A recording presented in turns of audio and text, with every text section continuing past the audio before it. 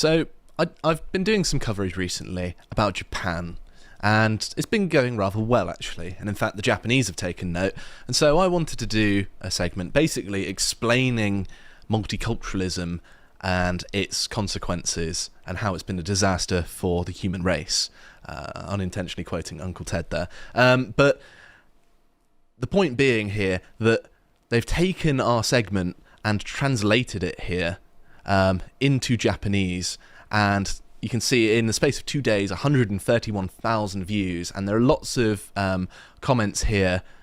Like there's one here: why are foreigners more worried than Japanese politicians? They've discovered that one, you know.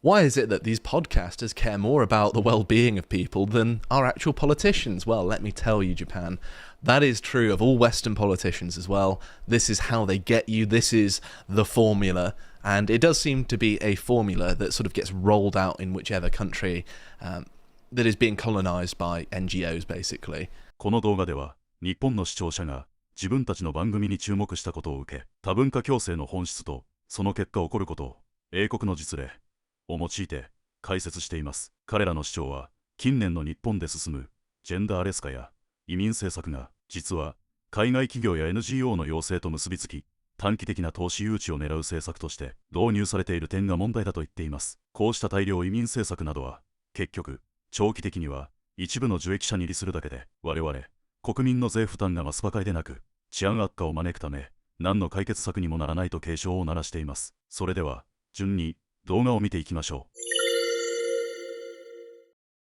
う。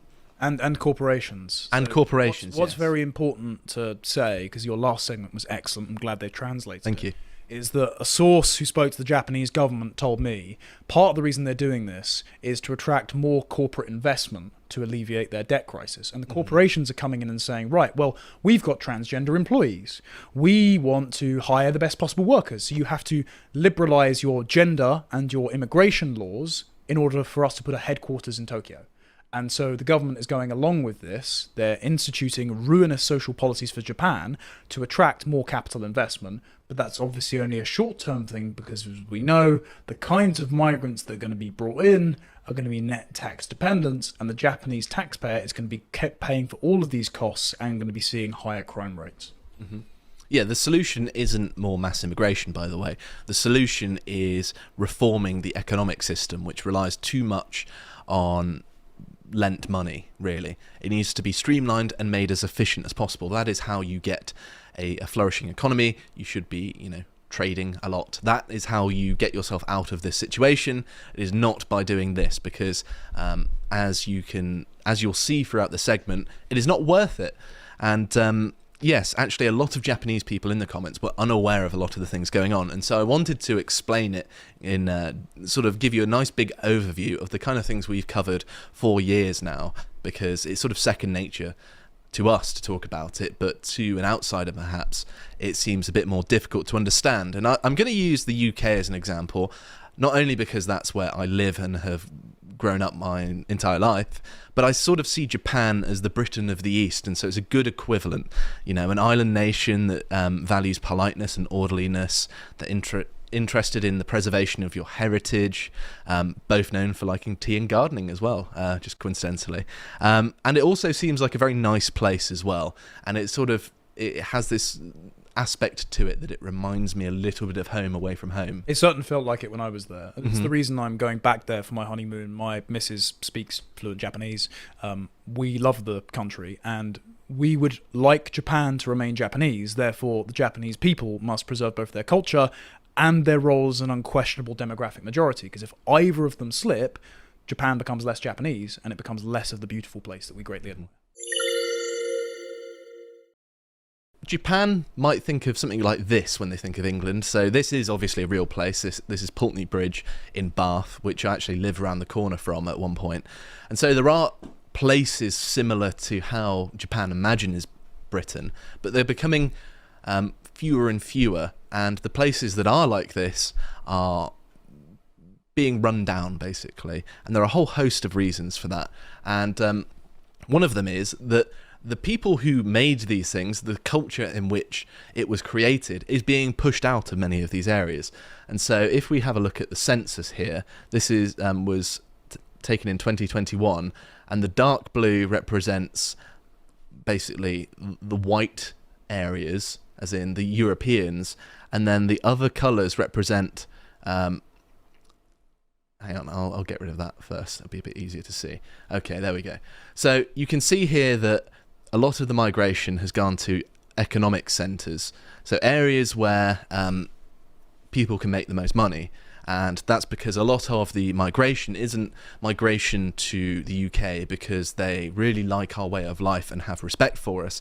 It's that they want to extract resources from us. They want to make money. They're sort of have a mercenary-like attitude. And you see this reflected in the kind of areas in which they live, which have been fundamentally changed. And you can go to areas of London now, and you can find that in some areas, in fact, you know, here's Hackney, famous part of London. There are parts of it that are very highly dense with minorities. There's one, minority majority, Also, just to find it off the top of my head. But there are places in lots of areas of London that have it. Birmingham as well. Whitechapel's a good example. That's somewhere around here, isn't it? It's East London. It's important to note. There we go. Well, Tower Hamlets. There's 28%. There are some where it's only like 10% of people are white. And that's not even just including white British as well. That could mean any Europeans at all.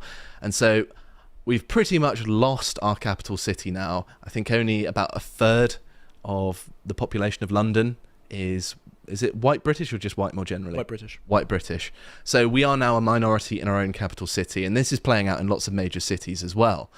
And you can see here Nottingham, Manchester, Leeds. Nottingham is 50%. Yeah, this is, and you can see the sort of point of injury here. It's sort of London, and it's spreading out like a rash across the rest of England. You can even see in Wales, Cardiff there, and there are a few places in the southwest that are far away enough that they're far removed, similar to Scotland, which you can't see here. But there's been a massive demographic shift, and it's changed the very nature of the United Kingdom because British people are becoming increasingly a minority, and that we might see a situation, if this carries on, where we become a minority in our own country, which would be a tragedy for our culture, for the people, for the continuation of about 10,000 years of work from our ancestors to create the Britain that we know and love. So, two things on that. When immigration was lower before 2019, the date at which the white British would become a minority in Britain was 2066. So it would be exactly 1,000 years since the Norman conquest. It's now going to be earlier than that. But by 2083, Britain is due to be 54% first-generation immigrant. Not just not white British, not just not born here, first-generation immigrant. That's not a country anymore. That's an economic zone that people come and go from. And I don't want to see the same fate to befall Japan, let alone here. So we were promised that this was all done for economic reasons, and that's how it's being proposed in Japan, but it's now finally being openly admitted that migration to the UK has failed to boost any economic growth in the first place. This is now pretty much common knowledge, yet it still continues because no one knows how to stop it. Well, no one in the mainstream, and there's not also the will to change it. So it's also worth pointing out as well, most popular baby names. Mohammed is the most popular boy's name yet again for 2023. And yes, I wonder why that is. Is it anything to do with the large Muslim population that the native British taxpayers have to support because a lot of them don't work? It's just ridiculous. And so you can see, you'd think that if we're doing so much for these migrant communities, that they would be at least a bit reverent towards the host population and grateful, as, you know, anyone who does you a favour, makes your life tangibly better. If you're a normal, healthy person, you show them gratitude. You go out of your way to treat them with respect. And that's not what happens. Here's the Leeds riots. And you might notice from the video, a lot of these people are not British. What happened here was the social services went to take a child away from a family that was not raising them in conditions that we saw fit to be raising children. They're basically abusing their children. And the local area refused the authority of the social services. Then the police came in to restore order, and then they set fire to police vehicles and actually drove the police out of the area.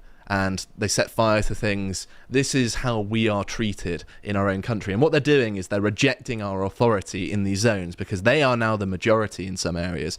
And they're saying, we don't need you to govern us. And we saw this in some of the riots in August as well, whereby they said, we don't need your police protection. These were Muslims, because they had weapons, they had knives, and they went out and they went to look for people. And they did find people, and they attacked people. What we need to say here, because we're talking about multiculturalism, and a lot of people don't know, is that multiculturalism is not the idea that people from anywhere around the world can go to another place and assimilate and integrate into the culture. Multiculturalism is precisely the claim that people shouldn't do this, and people from different groups should have different ways of life. Now, there are many groups. Whenever we're talking about the entire globe, there are many cultures, many people who have many customs and many ways of life. But what happens is that a lot of people are thinking that their own way of life should be higher than the law of the country to which they immigrate. So that's one of the major areas of problem when it comes to multiculturalism, is that people from the left are being told that you should come here, and people from here, the indigenous people, shouldn't demand from you to respect the rules. You can play by your own rules. So at some point they will say, well, we are going to play by our own rules when it comes to safety as well. Mm-hmm. So a good example of this as well, and how also these groups come in and then replace the native culture, is this is from Notting Hill Carnival. This used to be a carnival for native British Londoners, and it was taken over by people from the Caribbean and Africa, and has now become a source of crime. So in London more generally, knife and gun murders have been increasing pretty rapidly, and there's almost always cases at these events of knife and gun crime. This didn't used to happen, okay? Crime was very, very rare in Britain until we opened it up to these foreign mercenaries. Police officers are sexually assaulted every year. There have been acid attacks. People have died. It is violent, and yet it is sponsored by the very multicultural Muslim mayor of London.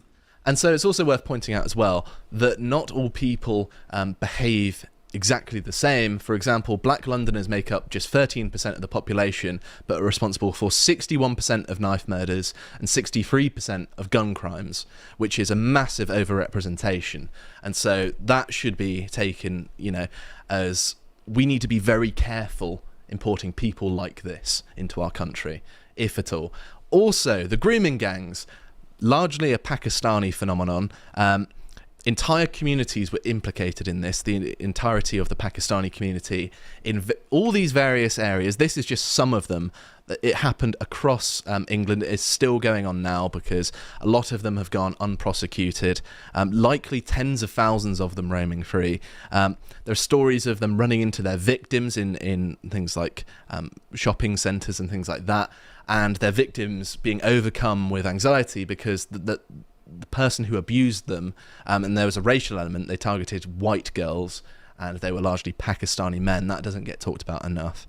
And none of them have been deported. None of them have been removed from the country. They have no right to be here. And yet, because of human rights lawyers and things like that, they're allowed to stay because they'll be persecuted in their foreign country, which I think is actually a good thing. I don't even think they should be alive if they do these sorts of things. In the last trial, one of the victims gave a witness statement. She spoke to the men that had abused her as a child, and she was asked to censor her statement because she requested to have them deported after they finished their prison sentence. And as to the numbers, in the last year, there was a task force set up by the previous government just to identify victims and perpetrators. They found 4,000 victims and 1,500 perpetrators in 1 year. Imagine how many more there are. It's ridiculous, isn't it? And it's even being admitted by our state media that the police left children at the mercy of the gangs because they were scared of being called racist, because the police didn't do their job because they were worried about the backlash against them if they targeted these communities, even though they were doing this in the first place. And in fact, 20% of child abuse victims are involved with these gangs, so the extent is massive. Bear in mind, the Asian population, which also counts Japanese people who are not doing these crimes. I don't think there's the Japanese register on our crime charts at all. No, they don't, no. What they mean is Pakistani, but the total Asian population is 8%. So the victims of this crime are 20% of all child sexual exploitation crimes. That is, again, a vast overrepresentation that is not being punished. And also there is the whole apparatus of the mainstream media and the state who are literally demonizing everyone who speaks about it. So I need to pick up the pace a little bit because I've been going on for a while. So it's worth mentioning as well, I don't know who's highlighting my notes, but please stop. Here is London. So 36.8% of London's population identified as white British, which is lower than the national average of 78.4%. And now it's to the point where you need a salary of 3 times the national average to even be able to buy a house, which is absurd because it's so overpopulated, right? This is me right now. I can't find anything on the market that is suitable, that is not a wreck, and combined, me and my missus are making over 6 figures. It's impossible to get somewhere.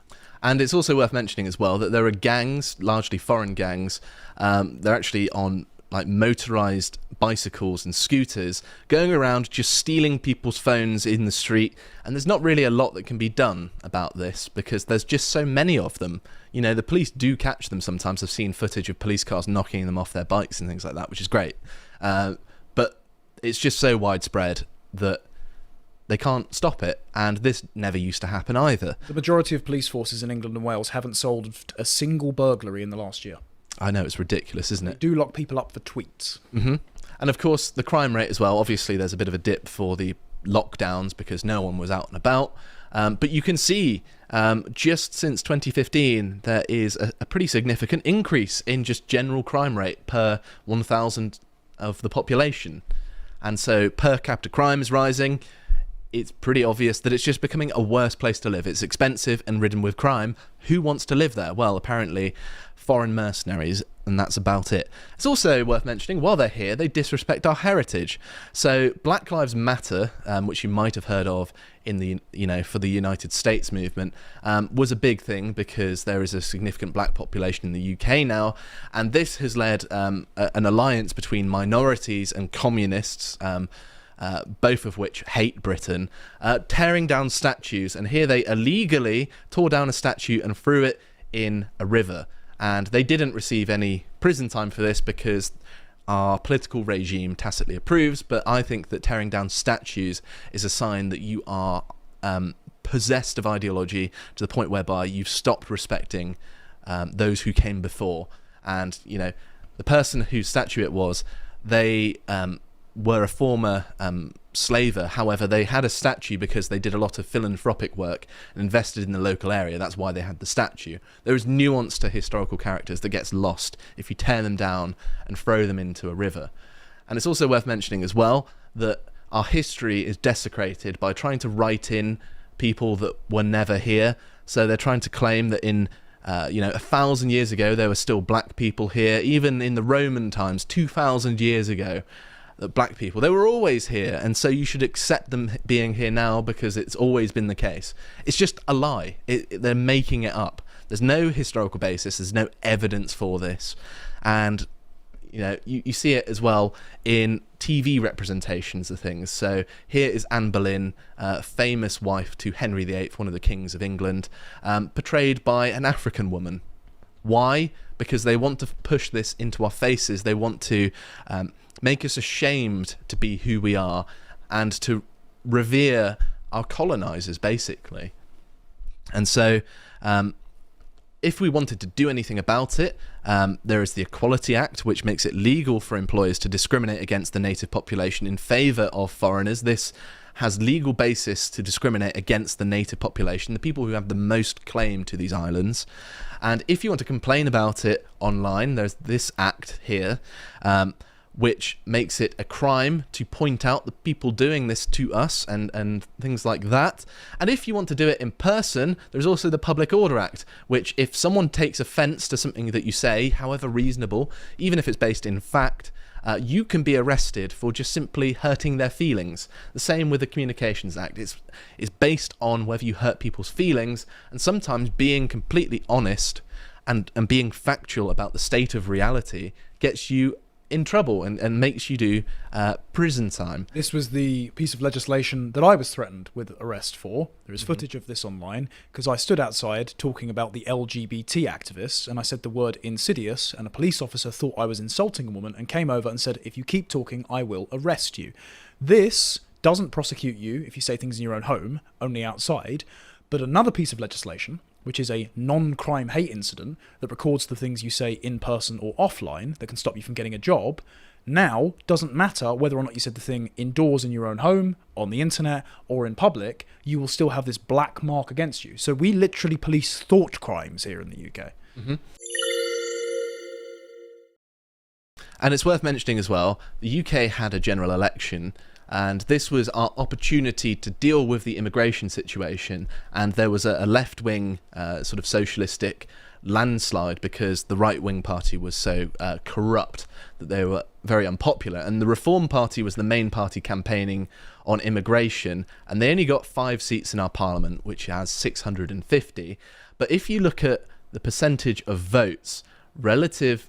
Oh, it's being strange, but... if you look at the percentage of votes, Reform got 14%, but only got 5 seats. Whereas if you look at the Liberal Democrats, they got 12%, so about 2% less, but they got 72 seats. The way the political system operates seems very ineffective at reflecting national mood. And it's worth pointing out as well, even mainstream outlets were saying immigration is the key issue, and we didn't get it addressed. And it's to the point where 9 in 10 constituencies want tougher controls on immigration. And if you remember the demographics before, the areas in red here that want an increase in numbers or relaxed controls are where the immigrants already are the majority.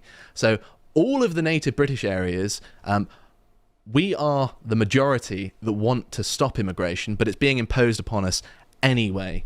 This survey as well came out and it said that the people that voted for less immigration underestimated the number of immigrants coming in by a factor of 10. So we have net immigration of 700,000 people added to the population every year. It's total about 1.2, 1.3. About a 1% population growth a year because of immigration. And the people that said we want to reduce immigration thought it was only 70,000.